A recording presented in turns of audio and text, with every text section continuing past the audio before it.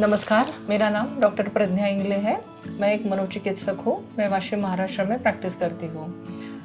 इससे पहले हमने ओसीडी यानी ऑब्सेसिव कंपल्सिव डिसऑर्डर ये क्या है इसके बारे में देखा और इनके कारण क्या है इनके बारे में देखा। इस वीडियो में हम जानेंगे कि ओसीडी के लक्षण क्या होते हैं और इनकी ट्रीटमेंट क्या होती है। इस विकार में 2 तरह के लक्षण होते हैं। इस विकार के नाम में ही ये लक्षणों के नाम आए हैं।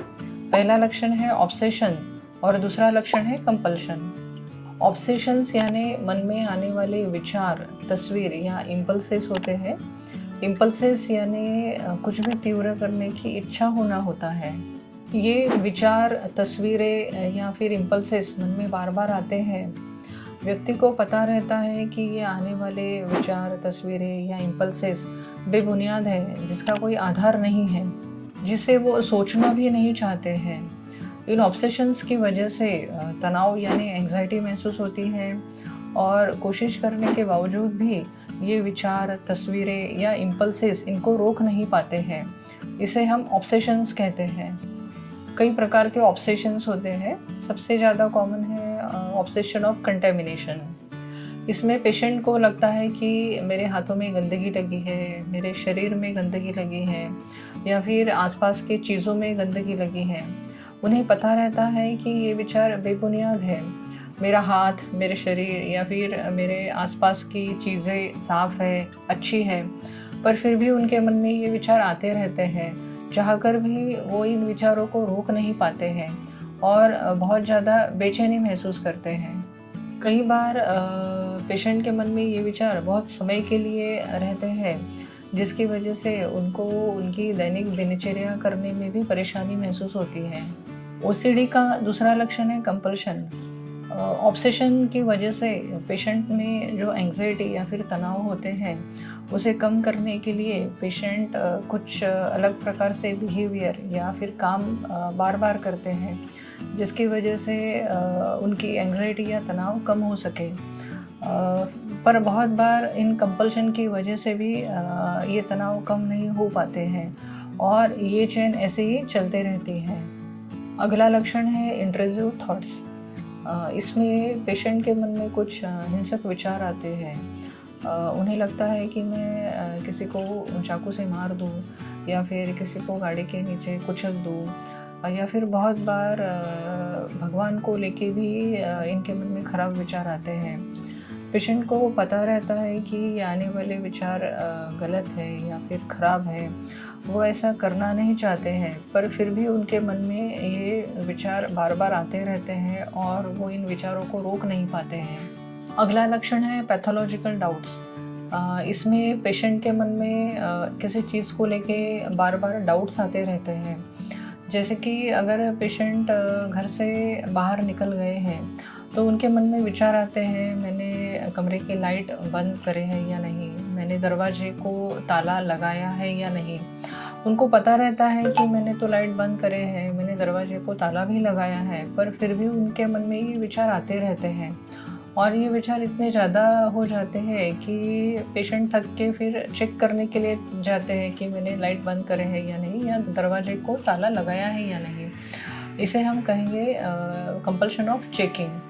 ऐसा 2-3 बार होने से भी पेशेंट को संतुष्टि मिल नहीं पाती है और ये साइकिल रिपीट होते रहती है। अगला लक्षण है सेक्सुअल थॉट्स। इसमें पेशेंट को किसी पुरुष या किसी स्त्री को लेके मन में अलग अलग विचार आते हैं। कुछ गलत तरीके से छू लेने के विचार, कुछ गलत हरकत करने के विचार। उन्हें पता रहता है कि ये विचार गलत है, ये विचार ख़राब है। वो ऐसा करना नहीं चाहते हैं, पर फिर भी उनके मन में ये विचार बार बार आते रहते हैं, जिसकी वजह से पेशेंट बहुत बार गिल्ट महसूस करते हैं।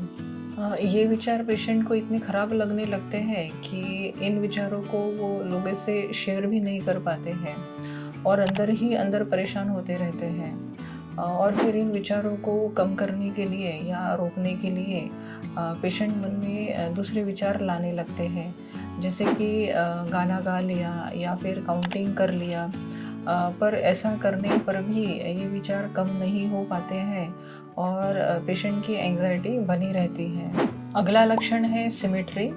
इसमें पेशेंट को लगता है कि मेरी हर चीज़ सिमेट्री में होनी चाहिए, मेरा ऐसा होना चाहिए या फिर मैंने ऐसा करना चाहिए।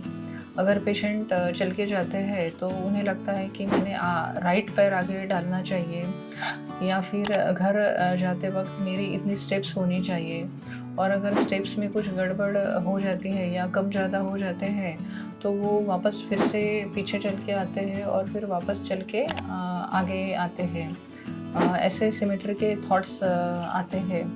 उन्हें लगता है कि अगर मैंने ऐसा नहीं किया तो कुछ बुरा हो जाएगा।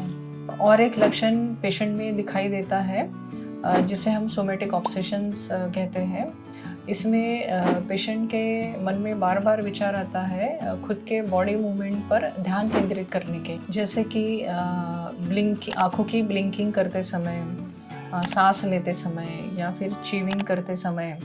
ऐसे कई सारी मूवमेंट की तरफ पेशेंट ना चाहते हुए भी बार बार ध्यान देने लगते हैं। और अगर पेशेंट इन मूवमेंट्स की तरफ ध्यान ना दे तो उनमें एंग्जाइटी और तनाव बढ़ जाते हैं, और फिर उसके बाद पेशेंट बहुत सारा समय इन मूवमेंट्स पर ध्यान लगाने में बिताते हैं, जिसकी वजह से उनकी दैनिक गतिविधियों में बाधा आती है। अभी हम देखेंगे ओसीडी के ट्रीटमेंट के बारे में। इसमें 2 प्रकार की ट्रीटमेंट होती है। पहली फार्माकोथेरेपी और साइकोथेरेपी। फार्माकोथेरेपी में पेशेंट को दवाइयाँ दी जाती है। इसमें सबसे ज़रूरी रोल एसएसआरआईज़ का रहता है। कम से कम 4 से 6 हफ्ते दवाई असर दिखाने में लेती है, इसलिए पेशेंट को पेशेंस यानी संयम रखना बहुत ज़्यादा ज़रूरी है और दवाइयाँ नियमित मात्रा से लेनी ज़रूरी है। साइकोथेरेपी, इसमें पेशेंट को काउंसलिंग दी जाती है। हमें उम्मीद है कि इस वीडियो द्वारा हम आपको ओसीडी के बारे में बताने में सफल हुए होंगे। ऐसे ही स्वास्थ्य संबंधी नई नई जानकारियों को लेके हम आपके सामने आते रहेंगे। बस आपको इतना करना है, हमारे वीडियोस को लाइक करना है, शेयर करना है और साथ ही साथ हमारे चैनल को सब्सक्राइब करना है। धन्यवाद।